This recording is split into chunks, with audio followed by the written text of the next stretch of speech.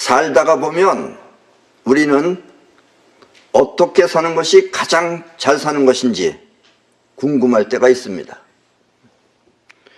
또 어떻게 하면 손해를 보지 않고 복을 받아 이득이 되는 것일까 하고 알고 싶을 때도 있습니다. 오늘은 이렇게 복이 되고 재앙이 되는 이야기와 이 세상에서 가장 큰 복은 무엇인지에 대해 이야기하도록 하겠습니다. 혹시 여러분들은 이 세상에서 가장 큰 복이 뭘 것 같아요?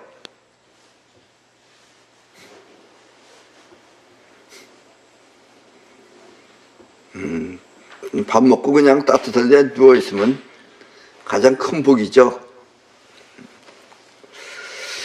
먼저 이 우주는 6가지 원칙을 통해서 움직이고 있습니다. 그냥 움직이는 게 아니에요. 6가지 원칙이 있다 이런 얘기예요. 우리는 이것을 우주의 6대 원칙이라고 합니다. 이 말을 옛날 석가모니 시대 때 석가모니식으로 표현을 하면은 우주는 6가지 법을 통해 작용하는 것입니다. 석가는 이런 거 다 법이라 그랬어요. 원칙도 법이니까요. 우주가 이렇게 6대 원칙을 갖고 작용을 하듯이 우리의 인생 또한 이 우주의 6대 원칙에 부합되게 살면은 우리는 우주처럼 건강하고 그리고 풍성하게 잘 살 수 있습니다. 이렇게 우리의 삶이 우주의 원칙과 부합하면 우리는 우주로부터 혜택을 입어 크나큰 복을 받게 되는 것입니다. 이 말을 어렵게 생각하실 필요 없어요. 여러분이 바다에 나가서 수영을 할 때 바닷물이 가는 쪽으로 같이 수영을 하면은 바다가 가는 거래 여러분이 딸려가면은 수월하게 갈 수 있는 겁니다. 그리고 더 멀리 힘 안 들이지 않고 빨리. 그러나 우주의 작용과 어긋나면 그때는 우주로부터 크나큰 재앙을 받게 됩니다. 파도는 자꾸 앞쪽으로 치는데 그걸 뒤로 가려고 그래 보세요. 얼마나 힘드나. 본인이 쎄 빠지게 수영해서 한 100m 가면은 파도 한번 치면 그냥 뒤로 확 밀려오는 거예요. 그런 것을 재앙이라 그런다 이런 얘기입니다. 이것이 바로 복과 재앙이 일어나는 이유입니다. 그러니까 여러분들이 사소하게 어쩌다 잘 될 때 있잖아요. 그럴 때는 뭔가 우주의 기류와 비슷하게 흘러간 거예요. 그게 단지 여러분들이 몰랐을 뿐이지. 그래서 오늘은 그거에 대해서 자세하게 알려드리겠습니다. 이 우주는 없어지지 않고 영원히 존재하지만 우리는 우주처럼 영원할 수가 없습니다. 우리는 언젠가 죽죠. 우주는 계속해서 있는데. 왜냐하면 우리는 죽음을 통해서 우주가 영원하도록 작용을 해야 하기 때문입니다. 이렇게 우주는 작용을 해야지 존재가 존재할 수 있는 거예요. 왜냐하면 존재와 작용은 아프락삭스의 한 몸이기 때문에. 그리고 우리가 죽는 것은 우주를 위해서 우리는 작용하는 겁니다. 그것도. 자, 그러나 꼼꼼히 따져보면은, 잘 따져보세요. 꼼꼼히 따져보면 우리도 역시 우주의 한 부분입니다. 그 우주가 따로 있고 우리가 따로 있는 게 아니고 우리가 역시 우주 속 안에 들어있는 한 몸이다 이거예요. 지구 바깥에서 멀리서 여러분을 가리킬 때 뭐라 그래요? 다른 사람들이. 외계인이 있어. 외계인이 있어가지고 지구 바깥에서 여러분을 가리키면서 저 뭐라 그래요?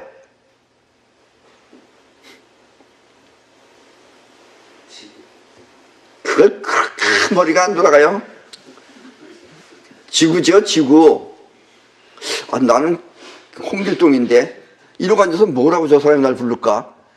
그렇게 생각하지 말고요. 여러분들이 지구예요. 알았죠?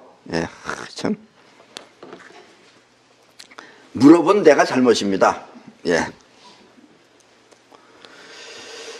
그래서 우리도 우주와 같은 근본 세계를 갖고 있습니다. 우주의 근본 세계나 우리가 갖고 있는 근본 세계는 역시 같다 이런 얘기예요. 예. 그리고 이 근본 세계를 터득하면 몸은 비록 아니더라도 우리는 우주처럼 영원할 수가 있는 것입니다. 그걸 우리도 영혼을 터득할 수는 있는 거예요. 우주처럼. 그런데 우리 몸은 뭐 죽어도 상관없는 거예요. 그걸 터득하면은. 이것이 이 세상에서 우리가 누릴 수 있는 가장 큰 복이며 또 축복입니다. 예. 그러니까 우리도 우주와 같은 그 영혼을 터득하면은 그것이 우리가 이 지구에서 가장 큰 복입니다. 그게 뭐 로또 복권 이런 게 문제가 아니에요. 그리고 이것이 역시 가장 큰 축복입니다. 자, 그럼 우주의 6대 원칙이 무엇인지 알아보도록 하겠습니다. 우주의 6대 원칙 중 하나는 존재의 원칙입니다. 존재의 원칙. 우주는 이와 같은 존재의 원칙이 있어서 지금 존재하고 있는 것입니다. 그러니까 우주는 존재해요, 항상. 그래서 존재의 원칙이 있는 거예요. 그리고 우주는 영원히 존재하기 위한 황금률도 갖고 있습니다. 그 우주가 영원히 존재하는 이유는 따지고 파헤쳐 보자면은 왜 영원히 존재할 수 있느냐?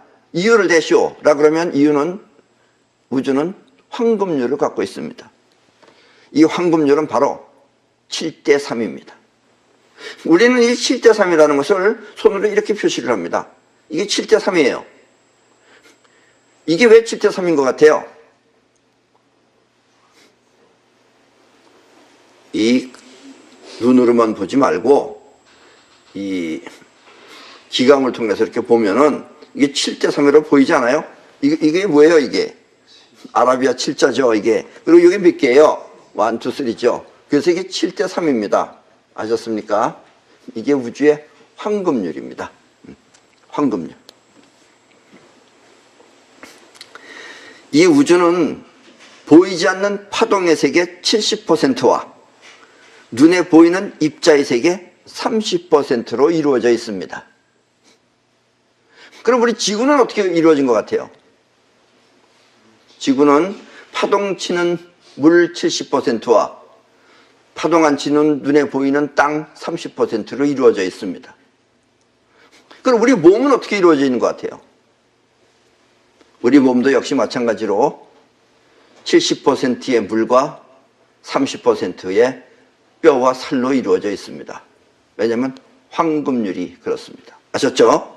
자, 잘 외워두세요. 그거는 여러분들이 나중에 망하냐 안 망하냐도 이걸 지키느냐 안 지키느냐에 따라서 망하냐 안 망하냐가 결정되는 겁니다. 그래서 오늘날의 과학은 이와 같은 우주의 비밀을 밝혀 우주가 어떻게 존재하는지 잘 알고 있습니다. 과학도 알고 나도 알고 우주도 아는데 지금 여러분만 잘 몰랐던 거예요. 그러니까 잘 알아두세요. 과학은 보이지 않는 파동의 세계 70%와 30%의 입자 세계 중 우리가 볼 수 있는 천체 알죠? 달, 별, 은하계, 이런 은하수 이런 것들은 전체의 30%, 그 보이는 30% 가운데 그 중에서도 또 5%에 불과합니다.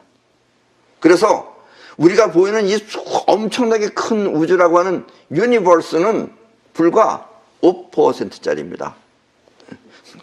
전 우주에. 그러니까 우주가 얼마만큼 커요? 이렇게 인간이 관측할 수 있는 우주는 우주 전체의 5%에 불과한 것입니다.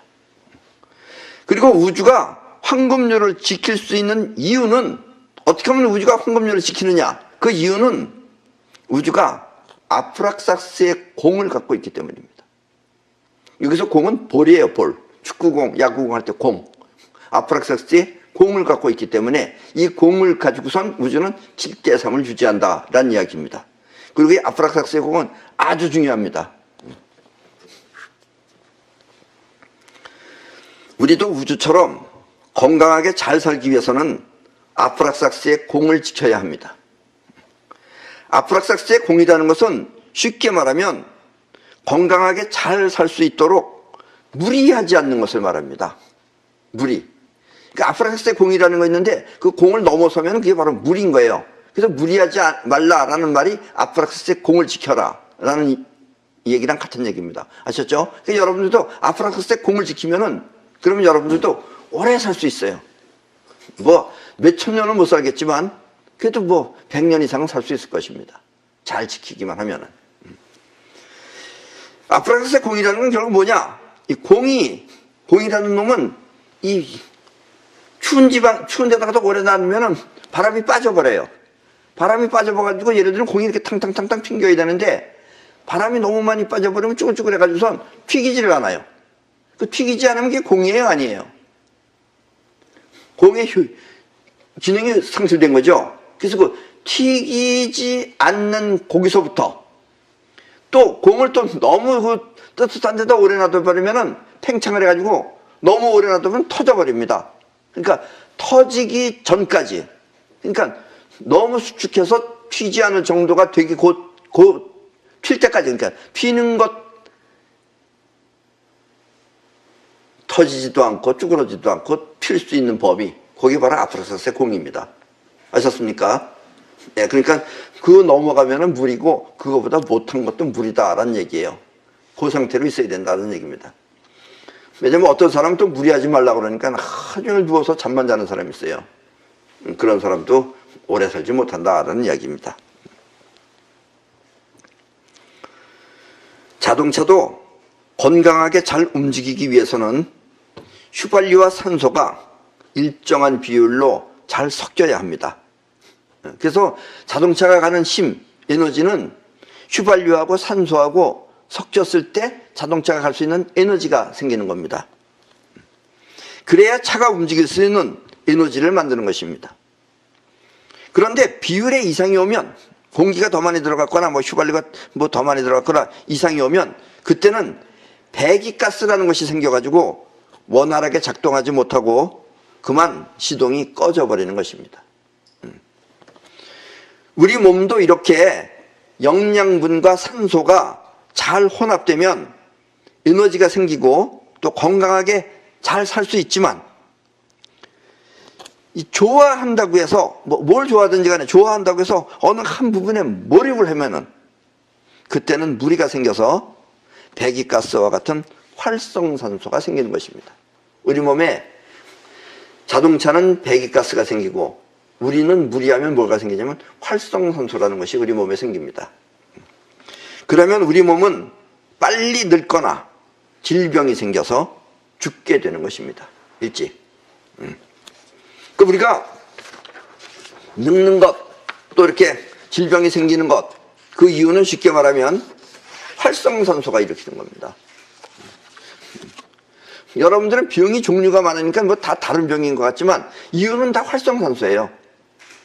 암이라는 것은 몸 안에 있는 활성산소가 우리 몸한테다가 유전자한테다가 활성산소가 하나가 전자라는 놈이 하나 날라와가지고 우리 몸 유전자에다가 달라붙어 있으면은 거기서 이상한 변형이 일어나는 거예요. 그리고 그 변형이 점점 커지면은 그게 바로 여러분들이 암이 되는 겁니다. 그래서 모든 원인은 활성산소가 원인이라고 생각하면 됩니다. 물론 활성산소가 이렇게 얘기하니까 아주 나쁜 것 같지만 꼭 아주 나쁜 짓은 아닙니다. 왜냐하면 황금률에 의해서 적당량만 있으면 아주 우리 몸에 또 좋은 겁니다. 왜냐하면 여러분들 몸에 뭐 예를 들면 나쁜 세균이나 또 뭐 나쁜 것들이 들어올 때 여러분들의 백혈구라는 것이 누구를 끌고 가느냐면 활성산소를 끌고 가요. 그래서 활성산소 보고 가서 나가서 싸워라 그러는 거예요. 그래서 활성산소가 싸우면은 세균을 없애버리는 겁니다. 그런 의미에선 활성산소가 좋은 건데 무리하면 활성산소가 몸이 무리하면 많이 생겨요. 많이 생기면 이제 우리 몸을 해친다 이런 얘기입니다. 아셨죠?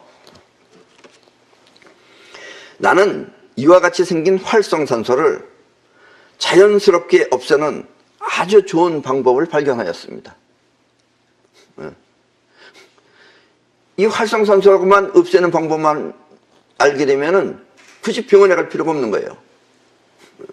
옛날에는 우리나라에 병원이 의료시설이 좋지 않았어요. 그때 사실 그런 사람들을 이렇게 치료해 주러 다니면서 나는 의사가 아니지만 내가 있는 단체에서 다녔습니다. 그럼 그 사람들은 병원에 갈 수가 없는 사람들이에요. 그래서 저 사람들을 어떻게 하면 병원에 안 가고 스스로 날 수 있게 할 수 있을까 하는 생각을 많이 했었습니다. 그래서 발견한 것이 우리 몸이 자연스럽게 활성산소를 없애는 것을 그런 방법을 발견하였습니다. 그것은 결코 무엇을 먹거나 또 아니면 비싼 돈을 들여서 하는 건강법이 아닙니다.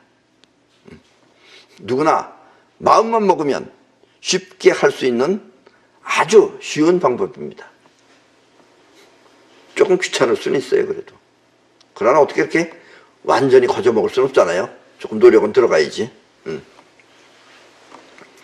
그것은 바로 폭포수 아래 가득 찬 음이온과, 폭포수 밑에 가면 음이온이 많습니다. 그 음이온이 전자예요. 음이온과 또 땅 속에 존재하는 전자를 우리 몸에 유입하는 것입니다. 그럼 전자가 들어오면 활성산소에 있는 전자가 가서 서로 주거니 받거니해서 없어지는 거예요. 유입하는 방법입니다.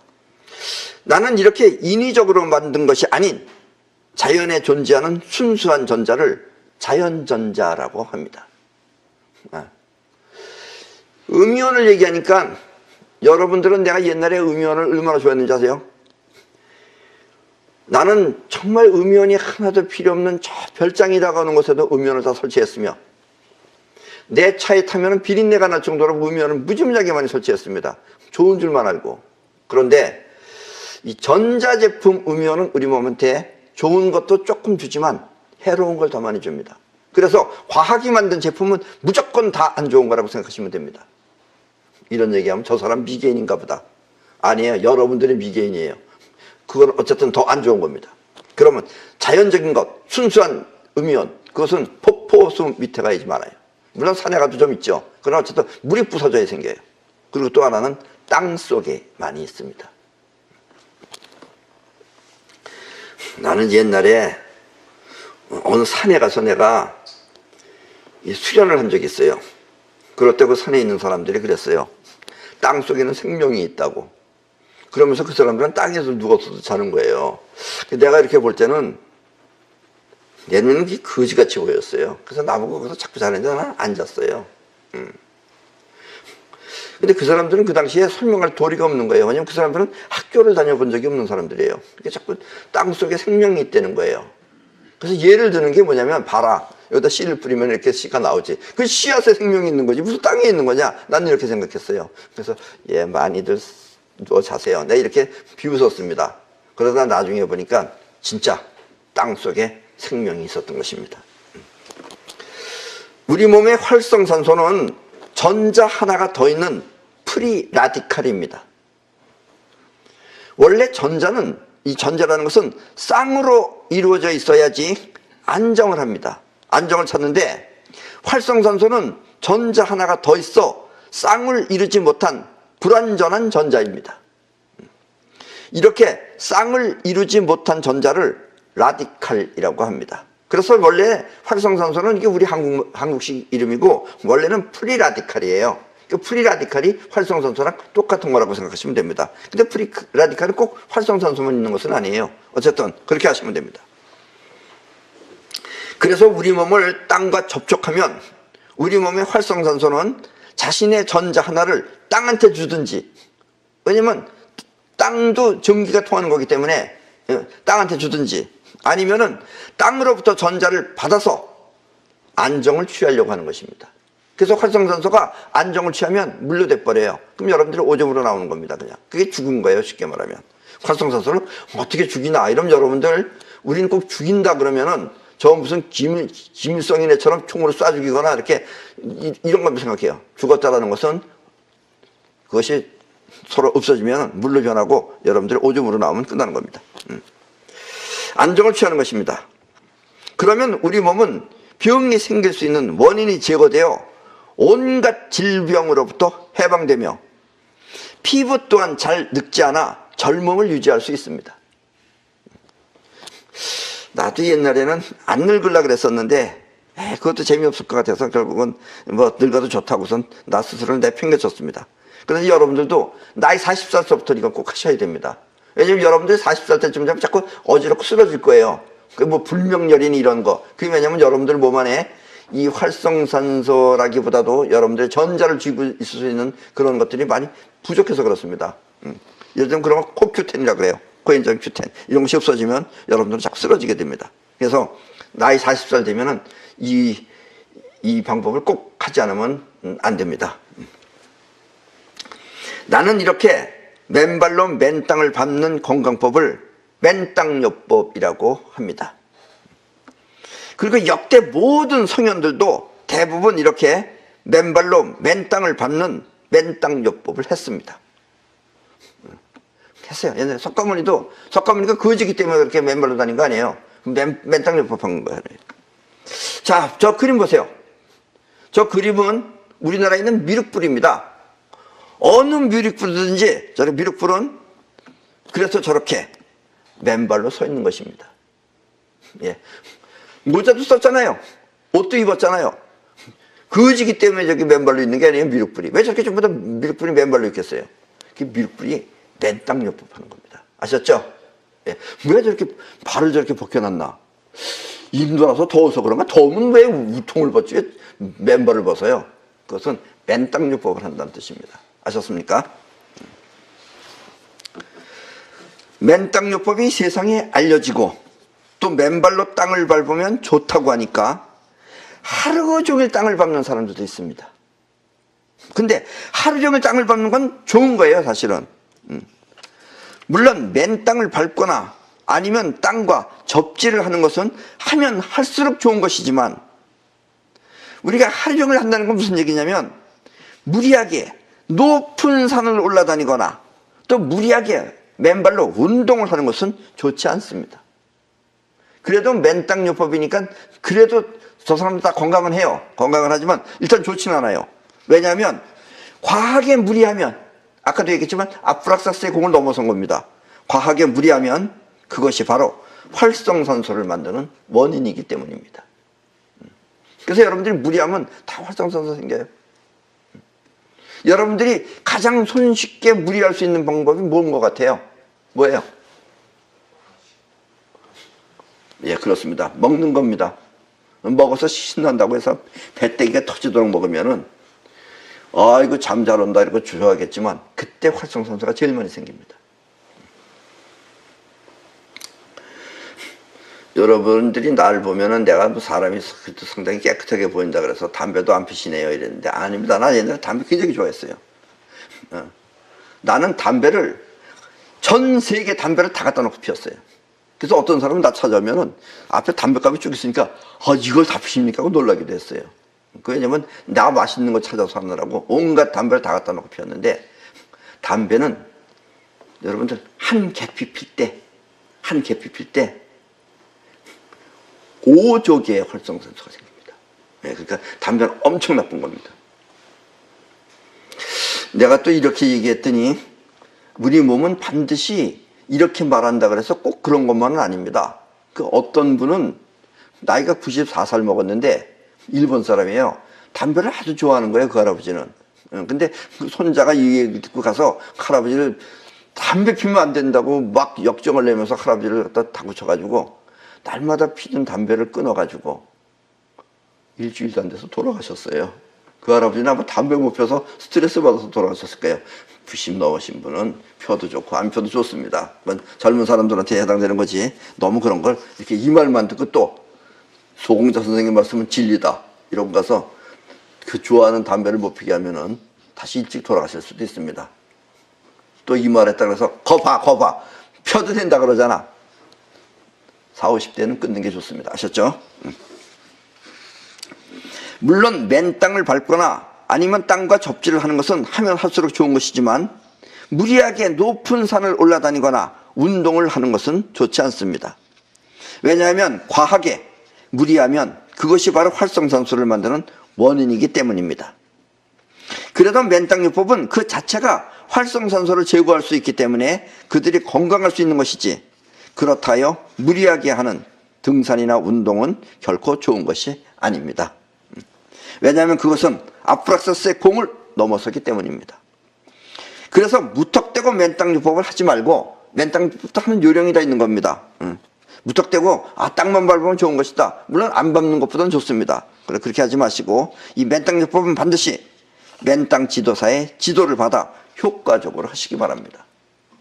그러니까 어디가 더 좋은 것인지 또 땅속에 전자가 많다 그래서 다 많은 거 아니에요. 어디는 적고 어디는 없고 그래요. 또 어디는 더 많고 이걸 알고서 하셔야지 그냥 무턱대고 하면은 예를 들면 어떤 사람은 맨땅이에요, 맨땅. 맨땅, 흙으로 낸 맨땅을 말하는 겁니다. 어떤 사람은 맨발로 막 아스팔트 길을 다니는 사람이 있어요. 아스팔트는 전혀 안 되는 겁니다. 왜냐면 그건 절연체예요. 전기가 안 통해요. 맨땅요법은 전기가 일단 통해야 되는 거예요. 쉽게 말하면. 우리 몸도 전기 통하죠. 왜냐면 우리 몸에 정전기가 있어서 그래요. 그리고 바위 위에 앉아서 맨땅요법 하는 사람이 있어요. 아무 소용없는 겁니다. 아셨죠? 또 밑에서 종이 깔아놓고 하는 사람이 있어요. 그러니까 맨 발이 중요한 게 아니고 맨 땅이 중요한 겁니다. 아셨죠? 왜냐면 이렇게 말해도 여러분들은 자꾸 오해를 해요. 우리 듣는 게 서로 틀려가지고 어떤 사람은 또 이 맨땅 용품이라는 게 있어요. 우리가 그냥 또 무조건 겨울에도 맨발로 다닐 수 없잖아요. 그래서 신발에 맨땅 용품이 될 수 있는 신발을 우리가 만들었습니다. 만들어서 지금 육각나라라고 하는 데서 팔아요, 그거를. 그 어떤 사람은 그걸 사서 신고선 잘 안 된다는 거예요. 왜 안 되느냐? 양말을 거기다 두 켤레 신고선 있으니까. 그러니까 뭘 알고 하셔야 됩니다. 무조건 맨발이라서 그런 게 아니고 맨땅 신발에서 되는 게 아니고 땅이 우리 몸의 땅과 접촉이 되어야지만이 효과가 있는 것입니다. 이런 걸 자세하게 알고 하셔야 됩니다. 그러나 이 아프락삭스의 공을 넘어서면 모든 존재는 안정을 잃고 결국 무리가 와 그 존재는 존재성을 상실하게 됩니다. 그래서 우리 몸은 오랫동안 존재할 수 없는 것입니다. 활성산소가 있고 그래서 우리는 어차피 오랫동안 우주처럼 영원히는 있을 수 없다라는 이야기입니다. 그러나 우주처럼 황금률을 지키고 또 아프락삭스의 공을 넘어서지 않는다면 그때 여러분은 우주가 지켜줄 것입니다. 그래서 복이 되는 거다 이런 얘기예요. 그래서 식사도 포만감이 오기 전에 배부르다 하기 전에 70% 정도만 먹고 또 아무리 재미있는 취미생활도 70%가 넘지 않게 무리를 해서는 절대 안 됩니다. 그러면 여러분들은 오래 사실 수 있어요. 술이 좋다 그래서 또 씹다 마시거나 이러면 안 된다 이거예요. 술도 70% 정도에서 딱 멈춰야 되는데 얘는 좀 마약처럼 그 중독성이 있기 때문에 그런 건 적당히 어느 정도만 먹고서 스스로 멈출 수 있어야 된다라는 얘기입니다. 또 이렇게 얘기하면 그건 부처님이나 그렇게 사는 거지 우리 같은 중생이 뭐 그렇게 사냐. 그냥 그렇게 사세요. 아셨죠? 뭐 중생을 고집하면은 그렇게 사는 수밖에 없어요. 꼭 내 말대로 살라는 얘기는 아닙니다. 아셨죠? 근데 내 말대로 살면 좋고 또 지 멋대로 살면 지 멋대로 그냥 살다 그러다가 뭐 술 먹고 어디 가서 떨어져 죽든지 뭐 사고 나서 죽든지 그것도 하나의 우주를 위해서는 좋은 일입니다. 아셨죠? 네. 자, 부자가 되는 방법도 바로 이것입니다. 처음에 아무것도 없을 때는 어쩔 수 없지만 수입이 생기기 시작하면 그때부터는 황금률을 생각하면서 전 재산의 70%를 저축할 수 있어야 됩니다. 그러니까 묶어둬야 된다 이런 얘기예요. 그리고 나머지 30%는 활동비로 쓰면 됩니다. 물론 처음에는 지킬 수 없다 하더라도 꼭 이렇게 해야 한다는 각오를 하면 어느덧 그렇게 되어 있을 것입니다. 지금 내 말을 오래전에 들으신 분들은 지금도 그렇게 하실 겁니다. 그리고 처음에는 30%가 물론 부족하죠. 많이 부족하지만 나중에 이제 수입이 점점 크면은 그 30%도 엄청 큰 돈입니다. 여기서 조심해야 할 것은 또 이렇게 말한다 그래서 어떤 사람은 아예 한 푼도 안 쓰고 무조건 다 모으는 사람이 있어요. 예를 들면 100%를 다 모으면 어떻게 되겠어요? 굶어 죽겠죠. 그럼 돈은 남는데 사람이 죽어요. 그건 안 되는 거죠. 네. 또 한 푼도 쓰지 않고 무조건 저축하면은 만족이 현실을 밀어내버리는 우주의 작용이 있습니다. 전에도 여러 번 얘기했죠. 여러분들이 소중하게 생각하는 사람을 잃어버리는 이유는 그 사람에 대해서 만족하기 때문에 그래요. 그래서 여러분들이 자기 돈을 보면서 막 만족하고 한 푼도 안 쓰고 있으면 꼭 무슨 사고 한 번 나가지고선 다 날라버려요. 그것은 만족이 현실을 밀어내는 우주의 작용이 있기 때문에 그렇습니다. 그래서 그 작용에 의해 돈이 이상하게 모두 빠져나갈 수 있습니다. 그러니까 30% 정도에서는 쓰시라 이런 얘기예요.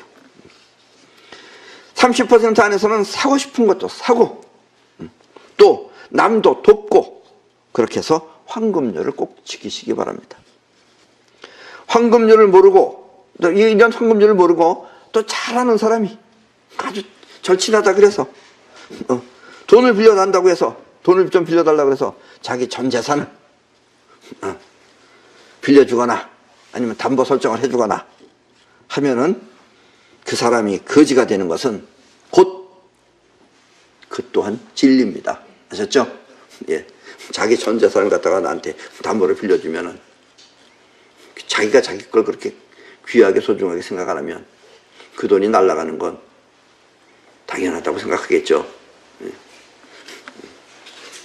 그리고 이제 나중에 정신 차린다고 하면서 온갖 무슨 돈 번다고 하면서 아주 나 그런 사람들 텔레비전 나오는 거 아주 뭐 개인적으로 싫어서 아니고 꼴 보기 싫어요. 왜냐면 여기 틀어도 나오고 저기 틀어도 나오고. 이렇게 우주는 황금률을 통해 영원히 존재하는 것입니다. 그래서 여러분들도 황금률을 꼭 지키시기 바랍니다. 불을 유지하는 방법은 황금률밖에 없습니다. 아셨죠? 다음에는 락의 원칙입니다. 락. 이 락의 원칙은 전에도 한번 이야기했었죠. 한번 말씀드렸지만 이 우주는 우리 마음이 즐거울 때 파장과 매우 비슷한 락의 파장으로 지금 움직이고 있습니다. 그러니까 우주는 지금도 계속해서 락 하는 거예요. 그래서 락 하는 것은 즐겁잖아요. 그래서 즐거운 노래가 서양에서는 뭐라 그러게요? 그래서 락앤롤이라고 그래요. 락. 이건 쪼크입니다. 이걸 또 무슨 진짜인 줄 알고 락이 이게 그 락자야 이러고 또 생각하는 사람이 있어요.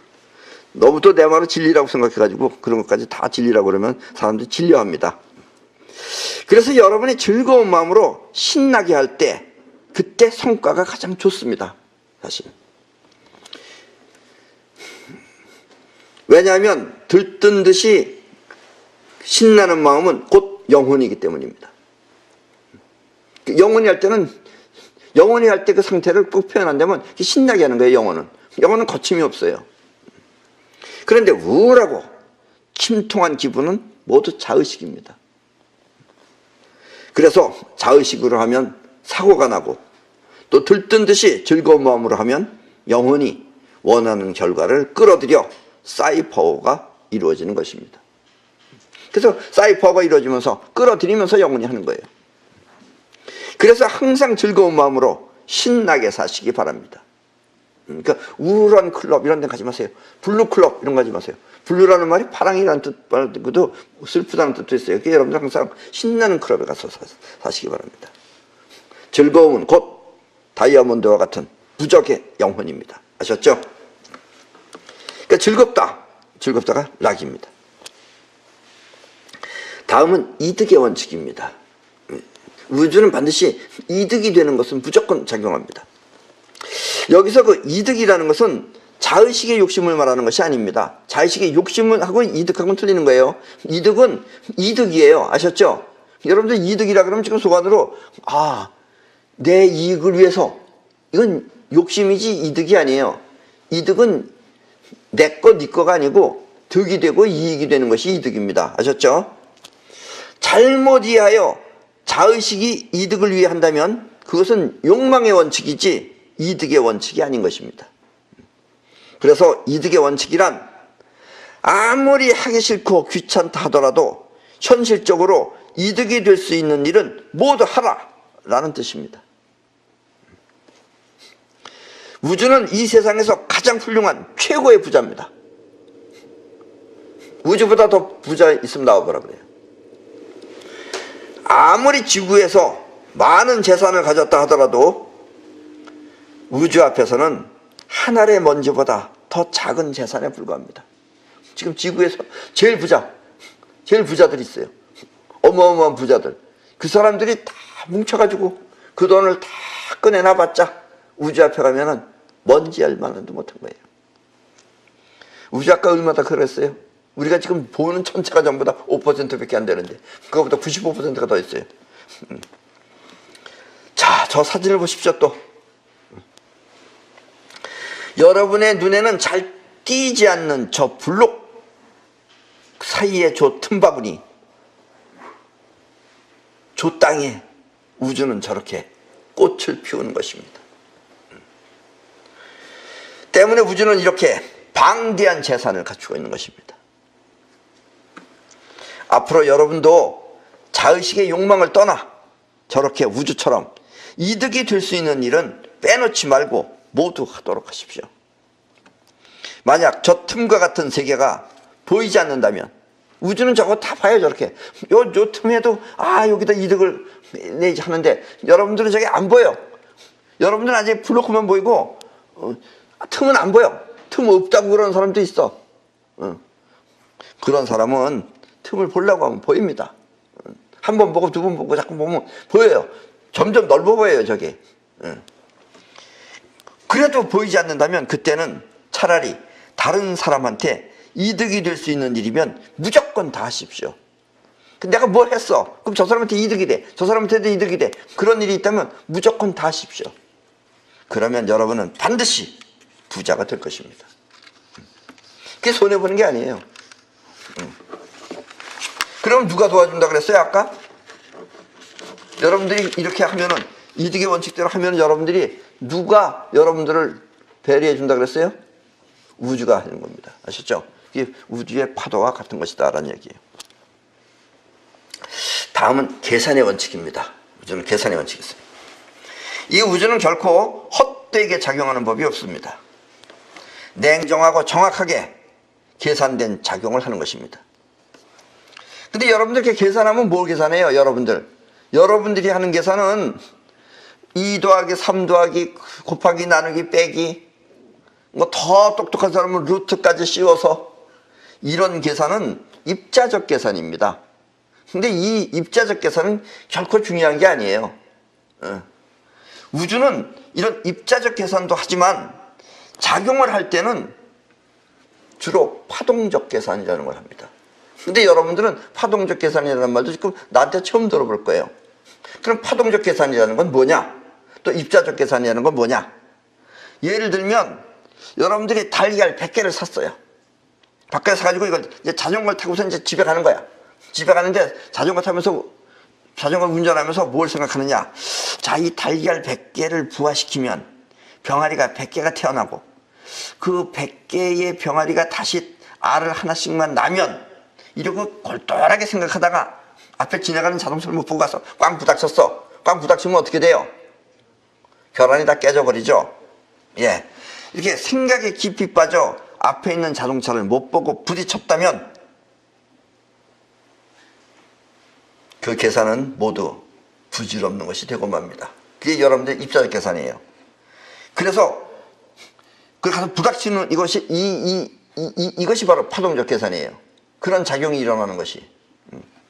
그래서 영혼으로 살게 되면 그때부터는 입자적 계산이 아니라 파동적 계산이라는 걸 할 수 있습니다. 말이 파동적 계산이라는 게 여러분들이 어렵게 들려서 그러지, 뭔지 아시겠죠? 그래서 현재에서 미래를 바라보는 눈, 그런 건 전부 다 파동적 계산에 의한 것입니다. 그건 뭐 숫자로 계산한다고 나오는 게 아니에요. 그건 다 틀려요, 그런 건. 그리고 파동적 계산을 할 줄 아는 사람은 그걸 조절할 수 있어요. 대체로 어느 분야가 됐든지 전문가라고 하는 사람은 바로 이 파동적 계산을 할 줄 아는 사람들입니다. 저 사람이 전문가냐 아니냐, 그거는 무슨 일이 됐든지 간에 그 분야에 파동적 계산을 할 줄 알면 전문가고, 파동적 계산을 못하고 배우기만 해서 실력만 많아, 그런 것은 전문가가 못 된다라는 얘기예요. 왜냐면 앞도 내다보지 못하고 싸움은 지는 거예요, 그런 사람은. 아는 건 많은데. 그래서 파동적 계산이라는 것이 아주 중요한 것이다라는 것을 아셔야 됩니다. 다음은 대가의 원칙입니다. 이 우주는 항상 있는 상황과 움직이는 작용이 있습니다. 그리고 상황 속에서 작용이 일어나면 그 작용은 반작용으로 또 다른 상황을 만들어냅니다. 말이 어렵죠? 말이 어렵죠? 예를 들면 여러분들이 배가 고프잖아요? 배가 고프면 뭘 해야 돼요? 일을 해야죠. 그래서 배가 고파서 일을 하면 배가 더 고파지는 것과 같은 것입니다. 배고프면 먹어야 되는데 먹지 않고 일해야 되겠다고 일을 하면 더 배가 고파지는 거예요. 차라리 안 하고 가만히 있으면 덜 배고픈데. 이런 식의 계산법이 대가의 원칙이다 이런 얘기예요. 배고픈 놈은 더 배고파지는 것이 대가다라는 얘기입니다. 많은 사람들이 돈을 벌기 위해서 사업을 합니다. 그 사업을 하면 부자가 돼야 되잖아요. 당연히 사업을 하면 부자가 돼야 되는데 이상하게 부자가 되기보다는 망하는 사람들이 더 많습니다. 그 까닭은 바로 대가의 원칙을 모르고 자기식으로만 했기 때문입니다. 입자적 계산으로만 했기 때문에 그래요. 그러면은 결국은 망한다는 얘기예요. 그래서 이 대가의 원칙도 상당히 어려운 얘기입니다. 말은 쉬운 것 같아도. 그래서 여러분들이 대가의 원칙을 어떻게 하면 터득해야 되는지 이걸 너무 고민하지 마시고 대가의 원칙을 빠져나가는 방법은 뭐냐면 여기서 반드시 알아야 할 것은 그리고 이 대가의 원칙을 통과하기 위해서는 반드시 뭔가를 해서 결과를 바라봐서는 절대로 대가의 원칙을 통과 못합니다. 내가 이 일을 하면 부자가 되겠지. 내가 이 사업을 시작하면 돈이 벌리겠지. 이렇게 해서는 안 된다는 얘기예요. 그러니까 결실을 기다리면서 하면 안 되고 결과를 바라지 말고 먼저 원하는 목표를 분명하게 갖고 시작하는 것입니다. 그러면은 힘든 것을 통과할 수가 있어요. 그러면 끝내는 그 목표를 성취하게 됩니다. 이 세상에는 우리가 먹을 먹거리가 많습니다. 여러 가지 먹을 게 많아요. 온 천지에 많아요. 그런데 무엇을 먹을지 목표가 정해져 있지 않으면 결국 먹거리는 존재만 할 뿐 우리하고 아무 상관이 없는 것이다라는 얘기예요. 그러니까 무엇을 먹을까를 정해놓고 가야지 뭐 가서 뭘 먹는 거지. 이 세상에 먹을 게 많다 그래서 뭐 먹을까 그리고 생각도 안 하고선 하면은 먹거리는 많은데 여러분하고 연관성이 없다는 얘기예요. 그러니까 먼저 선택할 수 있는 목표를 갖고선 일을 시작해야 된다라는 이야기입니다. 대가라는 것은 이렇게 생각할 수 없는 부분이 현실로 나타나는 것입니다. 여러분들이 사업을 하건 뭘 하건 이 부자가 되려면 잘 들으셔야 됩니다. 부자가 되려면 먼저 이 풍만감이라는 것을 느껴야 됩니다. 이 풍만감을 느낄 줄 알아야지 여러분들이 부자가 되는 거예요. 왜냐면 풍만감의 대가가 곧 풍요입니다. 그러니까 여러분들이 풍만감을 가지고 있으면 그 풍만감이 또다시 풍만감을 불러들여요. 또다시 풍만감을 불러들여요. 그럼 여러분들이 풍요가 되는 거예요. 이게 무슨 말이냐? 여러분들이 좋은 물건을 만들고 싶으면 먼저 좋은 물건의 어떤 것인지 사용을 해볼 줄 알아야 됩니다. 근데 보통 좋은 것은 좋은 게 아니에요. 아주 좋은 것은 보통 좋은 것보다 가격이 확 틀려져요 벌써. 보통 여러분들이 뭐 2만원 3만원 주고 사던 거하고 벌써 100만원짜리하고는 틀리는 거예요. 같은 용도인데. 그래도 뭐 그것이 외제라고 하더라도 100만원짜리 여러분들이 써봐야 돼요. 써보면 여러분들이 뭘 느끼냐면 풍만감을 느끼게 해줍니다. 그럼 좋은 물건은 몸에서 착 달라붙어요. 그리고 불편함이 없어요. 아픈 데도 없어요. 근데 나쁜 물건을 사면은 껍데기는 비슷한데 어딘가 불편해요. 이런 거 나쁜 거예요. 그래서 좋은 물건을 사보면 여러분들은 풍만감이라는 걸 느끼게 됩니다.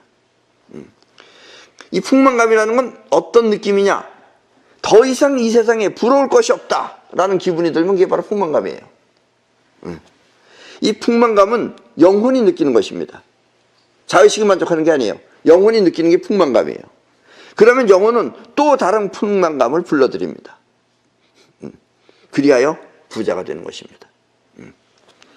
풍만감을 아는 사람은 제품을 만들 때 이와 같은 느낌을 주는 제품을 만들려고 합니다. 그러니까 그 사람이 만든 제품 안에는 풍만감이 들어있는 거예요. 근데 풍만감은 뭐라고 설명할 수는 없는 거예요. 우리가 자의식으로는 전혀 설명할 수가 없는 거예요. 왜냐면 영원히 하는 거기 때문에. 그러면 그 사람은 풍만감 있는 제품을 만들면은 그 사람은 반드시 다른 사람한테 좋다라는 걸 느끼게 해주고 그럼 그 사람은 자연히 또 부자가 되겠죠. 그러나 풍만감을 모르는 사람이 자기 욕심 때문에 돈 벌려는 욕심 때문에 그런 물건을 사용해보지도 않고 겉만 보고선 따라서 하면 즉 자의식이 흉내를 내면은 겉모습만 비슷하게 만들 뿐 풍만감이 빠져 있는 거예요. 그래서 그 물건은 우리에게 풍만감을 주지 못합니다. 여러분들은 이 내 얘기를 확실하게 잘 못 느끼시는 분들이 많이 있을 것입니다. 왜냐하면 아직 우리나라가 이렇게 풍만감을 주는 그런 선진국가의 수준이 되지 못하기 때문에 그렇습니다. 많이 만들어내요. 지금 우리가 뭐 경제 성장 뭐 어쩌고 저쩌고 많이 해요. 정말 많이 더 좋아졌어요. 이제는 어느 정도 덜 불편해졌어요. 그러나 완벽한 충만감은 아닙니다. 우리나라 저 불빛 버튼, 불빛, 전기 따면 불빛. 이거나 저 동남아시아 가보세요. 비슷해요. 그러면서 선진국 불빛은 틀립니다. 풍만감을 주지 못하는 제품은 결국 빛 좋은 개살구가 돼서 그 대가는 우리에게 불편함을 주게 됩니다. 그래서 풍만감이 없는 제품이 주는 대가는 불편함이고, 풍만감이 주는 제품의 대가는 우리한테 편리함과 몸에 짝 맞는, 세상에 부러울 것이 없다는 그런 만족감을 준다라는 이야기입니다. 아셨죠? 이건 아주 중요한 얘기면서도 상당히 수준 있는 얘기입니다. 이 얘기를 깊이 생각해 보시기 바랍니다. 잘 이해가 안 가면 듣고 또 들으셔서 반드시 이 부분을 터득하시기 바랍니다. 이 마지막으로 귀소의 원칙이라는 것이 있습니다. 귀소의 원칙이라는 건, 소라는 것은 처음 생겼을 때 상태로 돌아간다는 뜻입니다. 눈에 보이는 모든 존재는 그것이 생기기 이전의 세계로 다시 돌아가야 합니다. 우리 몸도, 그래서 우리 몸도 이 세상에 태어나기 전 상태로 다시 돌아가는 것입니다. 만약 지금 살아있을 때 이렇게 돌아가야 하는 우주 최초의 세계, 즉 제로지대를 터득한다면 그때 그 사람은 우주 최고의 복인 안욕달아 삼맥삼보리를 얻게 되는 것입니다. 우리 금강경 처음 할 때 했었죠. 안욕달아 삼맥삼보리. 나도 이제 이렇게 자연스럽게 말하잖아요. 처음 했을 때는 이게 혓바닥이 되질 않아가지고. 그리고 이것이 우주 최대의 복이며 또 축복입니다. 그럼 지금부터 금강경 10번째 강의 시작하도록 하겠습니다. 이제부터 이렇게 내용을 내가 다 말할게 해가지고 이제 그냥 슬슬 읽으면 돼요. 그럼 저도 다 이해할 거예요. 수보리 여항 하중 소유 사수 여시사 등하 항하 이의 운하 시제 항하사 영이다부. 수보리야, 항하에 있는 모래수만큼 항하가 있다면 그 모든 항하의 모래는 얼마나 많겠느냐.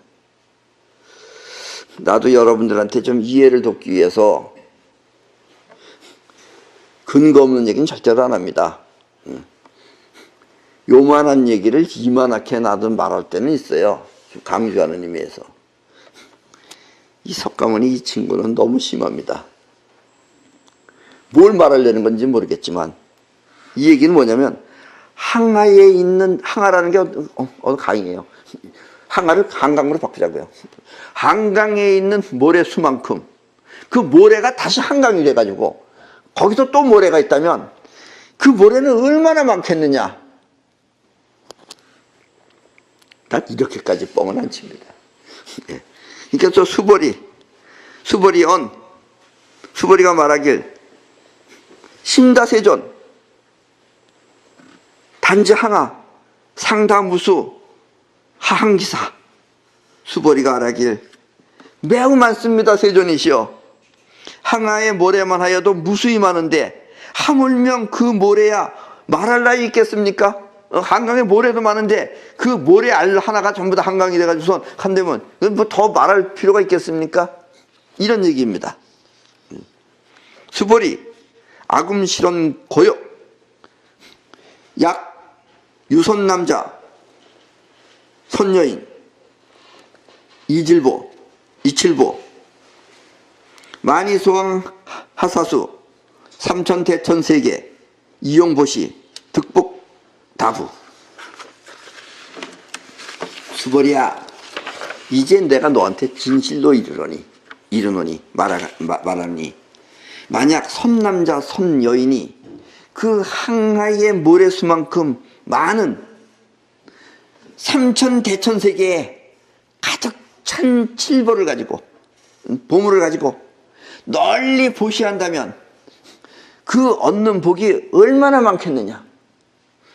그러니까 한강의 모래수만큼, 그 모래수만큼이 다시 한강이 돼서 거기서 나오는 그 모래수만큼의 그걸 전부 다 그걸 보석이라고 한다면 그 보석을 네가 온 세상에다가 베풀었을 때 너한테 돌아오는 복은 얼마나 많겠느냐. 계산이 안 되죠, 사실은. 예.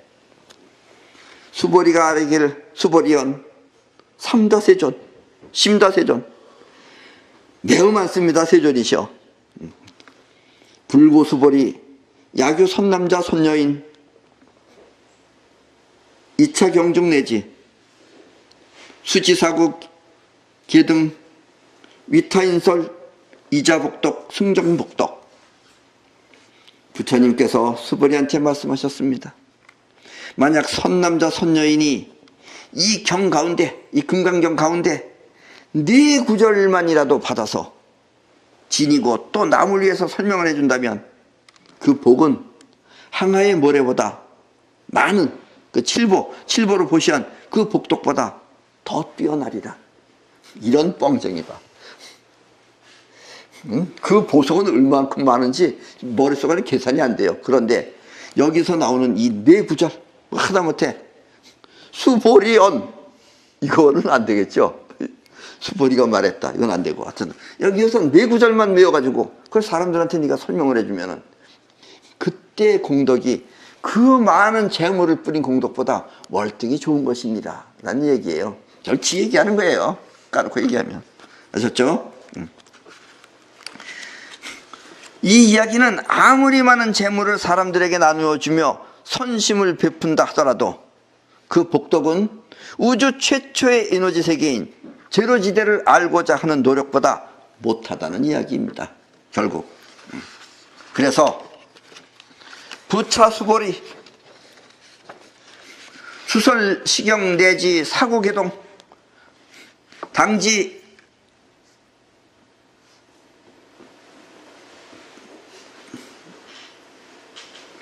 차처 일체세간 천인 아수라 개응공양 여불탐모 하항 유인 진능수지 독성 부차수보리 또 수보리야 또한 수보리야. 이 경 가운데 네 구절만이라도 그 뜻을 사람들한테 일러준다면 온 세상의 하늘과 사람 아수라가 공양하기를 마치 부처님 탑에 절하듯이 할 것이거늘. 아까처럼 이렇게 네 구절만 가지고선 사람들한테 설명을 해줘도 그 공덕은 하늘과 사람 또 아수라들이 공양하기를 떠받들기를 부처님 탑에 가서 절하듯이 그렇게 할 것이거늘. 그 정도인데 하물며 사람이 경을 받아 지니고 읽고 외우고 한다면 그 또한 어떻겠느냐. 근데 여기서 이게 석가모니가 이렇게 얘기를 했어요. 뭐냐면 하물며 사람이 경을 받아 지니고 외우고 읽고 외우고 한다면 그 또한 어떻겠느냐. 그러니까 지금 많은 불교 계통에 있는 모든 사람들이 자꾸 경전을 읽는 거예요. 그러니까 자꾸 그걸 외워요. 별걸 다 외워. 마하반야가 이게 땅땅 두드려가면서 외우는 거예요. 그래서 목탁은 다 송불했어요. 목탁은 아직 인간이 못하고 있어요. 그 자의식이 외운다 그래서 되는 게 아닙니다. 여러분들은 아시죠? 여기서 읽고 외우고 한다면 그 또한 어떻게 하느냐. 읽고 외우고가 뭐예요? 예? 읽고 외운다는 게 무슨 뜻이에요? 영혼에다 각인시킨다면 이라는 뜻입니다. 근데 그 당시에는 영혼에다 각인시킨다가 없으니까 읽고 외우면은 자꾸 읽고 외우면 영혼이 각인이 되는 거예요, 결국은. 그런데 각인되는 것도 그냥 이렇게 딴 생각하면서 입만 외운다 그래서 각인이 안 돼요, 그거는. 그건 그냥 자의식에다 넣어두는 거지. 그래서 내내 앉아서 탁탁 두드리면서 뭐 아무리 리드미컬하다고는 하지만은 절에 가면 시끄러워 죽겠어요.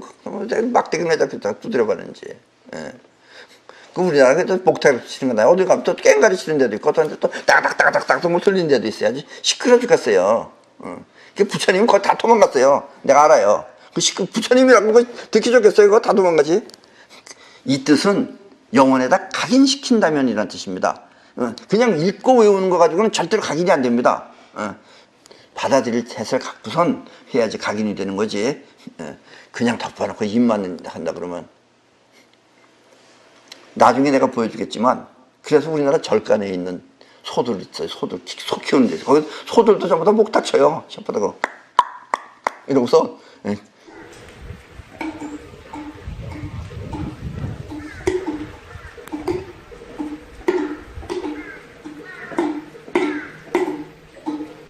그 소는 성불했는지 몰라요. 아셨죠? 그러니까 읽고 외우고라는 건 영혼에 각인을 시킨다면은 그거는 얼마나 많겠냐. 자의식에 설명하는 것도 부처님 탑에 와서 하는 건데 네가 직접 영혼에다 각인시킨다면 그 복은 얼만큼 크겠느냐 이런 얘기입니다. 그래서 수벌이 당지 시인 성취 자상 제일 시유지법 이게 눈이 다 침침하다. 악시 경전 소지 소재 지적 주기 유불 약존 중재자.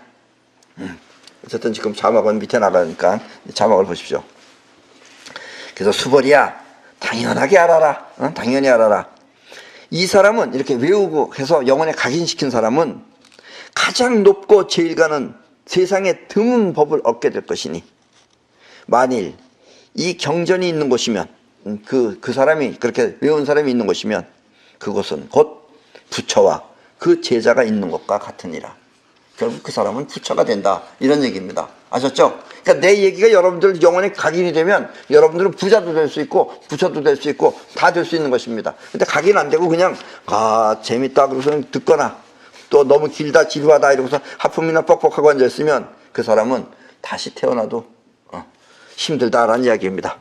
자, 그래서 다시 한번 정리하면 엄청 많은 재물을 사람들에게 나누어준 사람의 복덕은 그 또한 매우 크지만 그것은 제로지대를 터득하기 위한 경전을 아는 것만 못하고 또 자의식이 경전을 알고 해석하여 남에게 들려주면 모든 사람과 아수라가 부처님 탑에 절하듯이 떠받들 것이지만 이 또한 경전을 보고 외우며 영혼에 각인시키는 사람만 못하니 영혼에 이와 같은 경전이 각인된 사람은 미래의 부처가 되어 그가 있는 곳이면 거기가 바로 부처와 제자가 있는 곳과 같다.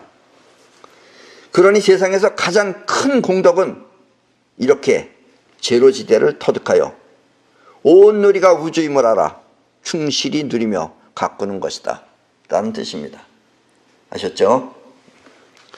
이 한 번 들었다고 해서 우주의 6대 원칙과 그로 인한 복이 쉽게 이해가 되는 것은 아닙니다. 그렇다 하더라도 또 듣고 또 들으면 여러분은 반드시 우주와 같은 능력을 구사할 수 있습니다.